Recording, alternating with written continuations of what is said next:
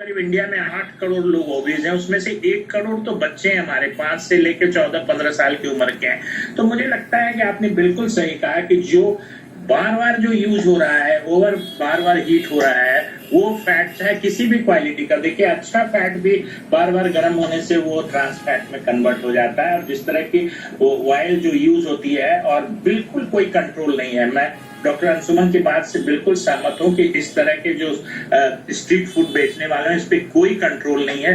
गली गली में घूम घूम के बेचते हैं, हर नुक्कड़ पे होते हैं। और जहां तक सेक्स का जो एक आपने बोला कि सेक्सुअल अगर कुछ इसमें डेविएशन है कि महिलाएं ज्यादा खाती हैं, मुझे लगता है हम लोग हर लोग चटोरे हैं। और अब जो है खाना जो है घर में बनाने की बात कम होती है, बाहर से खाना मंगाने की। तो ये निश्चित तौर पे लॉन्ग टर्म आपकी हेल्थ को चटोरे एंड आलसी, डॉक्टर साहब, चटोरे एंड आलसी दोनों। अब जब आपने यहाँ पर कहा ओबेसिटी, एक तो मैदा, तमाम फास्ट फूड में मैदा इस्तेमाल होता है, दूसरा जिस तेल का जिक्र आप ऑलरेडी कर ही चुके हैं, तो दोनों मिलकर जाहिर सी बात है कि ओबेसिटी होगी। हमारे साथ गीतिका जी मौजूद हैं। गीतिका जी, एक नॉर्मल जब हम घर का खाना खाते हैं, लेकिन हम वही चीज, लेकिन उसके साथ साथ एक और चीज अपने पूरे पैनलिस्ट को ये बताऊं कि हमारे यहाँ स्पेशली सिटीज की अगर बात करें तो बहुत सारी ऐसी पॉपुलेशन है, चाहे वो बच्चों की लगा लीजिए या फिर जो लोग जॉब्स करते हैं, जो पीजीज में रहते हैं या हॉस्टलर्स हैं, उनके लिए ऑप्शंस भी काफी कम हो जाते हैं। तो गीतिका जी, हम इस पर बात आगे करेंगे, लेकिन गीतिका जी मैं आपसे बात करना चाहूंगी, हालांकि पानी पूरी तो हम घर पे भी बनाते हैं, उसमें और बाहर वाली पानी पूरी में कितना फर्क होता है? और वो जो कि मैं कहूं कि फैंसी पानी पूरी बेची जाती है, जिसमें ये दावा किया जाता है कि इतनी महंगी इसलिए क्योंकि इसमें बिस्लरी का पानी हम लोगों ने इस्तेमाल किया है, इसमें प्रॉपर इमली का पानी इस्तेमाल हुआ, ये पूरा हाइजीनिकली बनाया गया है। क्या भरोसा इन पे किया जा सकता है? नवजोत, ये लोग कहते हैं कि ये बिल्कुल hygienically, they are just making it hygienically and they are making it very nicely. और उस केस में जो यंग जनरेशन है और जो ऑफिस गोइंग लोग हैं, जिनको 9 to 5 जॉब्स हैं, उन लोगों को बहुत ज्यादा इंक्लिनेशन है कि हमने बाहर से खाना खाना है। वो बहुत ज्यादा लेजी हो जाते हैं कि हमने घर पे खाना नहीं बनाना। तो ठीक है, वो लोग बाहर से खाना खा लें, बट हाँ, उनको ये देखना जरूर है कि वो कौन सी शॉप से खा रहे हैं, वो फ्रेशली बन रहा है कि नहीं बन रहा है।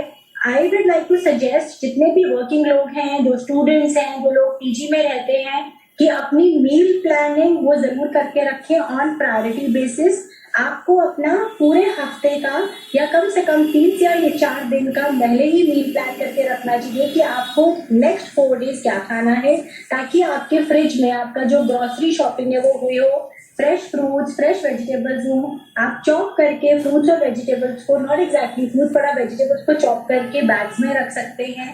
आप कभी भी कोई भी प्रोडक्ट उठाए मार्केट से, आप हमेशा उसकी न्यूट्रिटिव इंफॉर्मेशन जरूर पढ़िए कि उसके अंदर न्यूट्रिशनल इंफॉर्मेशन में क्या लिखा है, न्यूट्रिटिव वैल्यू क्या लिखा है, उसके अंदर फैट लेवल कितना है। सबसे इंपॉर्टेंट है कि उसके अंदर ऑयल कौन सा है, पाम ऑयल तो नहीं है, उसके अंदर शुगर कितना है, sugar is very important component, ये जरूर चेक करिए। तो आप जब भी मार्केट से पिक करें, आप न्यूट्रिटिव वैल्यू, न्यूट्रिटिव इंफॉर्मेशन, वो कहाँ से बन रहा है, कहाँ से प्रोक्योर हो रहा है, आपको इन चीजों का ध्यान जरूर रखना चाहिए।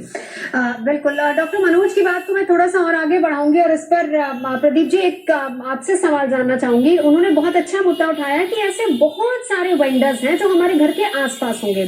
जब चेकिंग होती है तो चेकिंग किस पैमाने पर होती है? जाहिर सी बात है कि जब आप लोग चेकिंग करने जाते होंगे, आप एक रजिस्टर्ड जो फूड स्ट्रीट्स हैं या मार्केट्स हैं, आप वहां चेकिंग करते होंगे। लेकिन जो रैंडम कोई भी कहीं भी ठेला लगा ले रहा है, कोई भी किसी भी कोने में चला जा रहा है, या फिर आजकल क्लाउड किचन बहुत ज्यादा इन है, तो क्या इन लोगों की चेकिंग होती है क्या?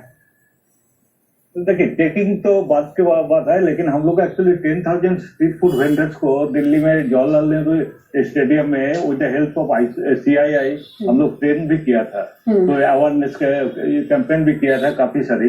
बट ये चेकिंग, रैंडम से चेकिंग तो होता है। It is the duty of the food safety officer of that area to draw the sample and उसमें जो करना है करना चाहिए।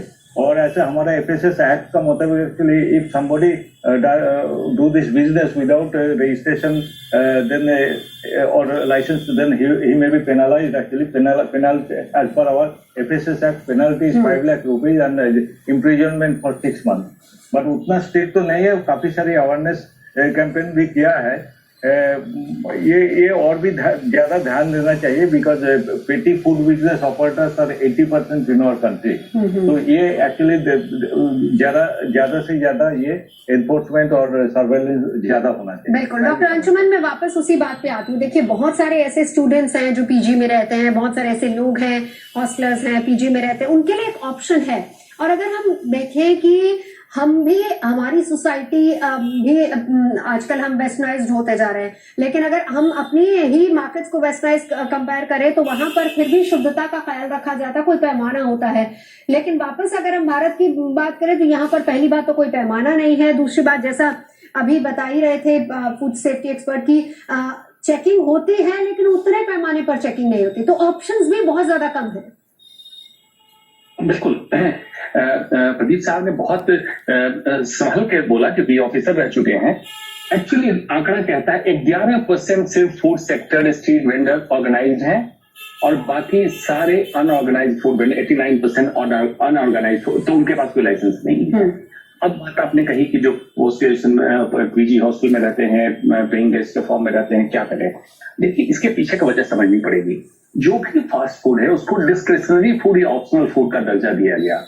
मतलब ये आप अपने विवेकाधीन इसका निर्णय लीजिए कि आपको खाना है कि नहीं खाना है। और गवर्नमेंट की एजेंसी का रोल होता है कि इंश्योर कीजिए कि अगर अवेलेबल है तो शुद्ध, प्योर और ईटेबल हो, मतलब फूड हो। अब फूड का डेफिनेशन लोगों को नहीं पता होगा। Food is a substrate which helps either in growth और बर्निंग, मतलब सेल के अंदर एनर्जी प्रोड्यूस करे या आपकी ग्रोथ में मदद करे। ये गोलगप्पे या इस तरह के फास्ट फूड आपके न ग्रोथ में न बर्निंग में मदद करता, तो ये फूड नहीं है। सिमिलरली आप जो खाना मंगाते हैं, अगर आप डिमांड करना शुरू करें होलसम फूड का, wholesome food for wholesome health, अगर कंप्लीट राइस अनपॉलिश्ड हो, रिफाइंड आटा ना हो, रिफाइंड शुगर ना हो, रिफाइंड ऑयल ना हो, रिफाइंड नमक ना हो, तो आप हेल्दी रहेंगे। लेकिन आप डिमांड करेंगे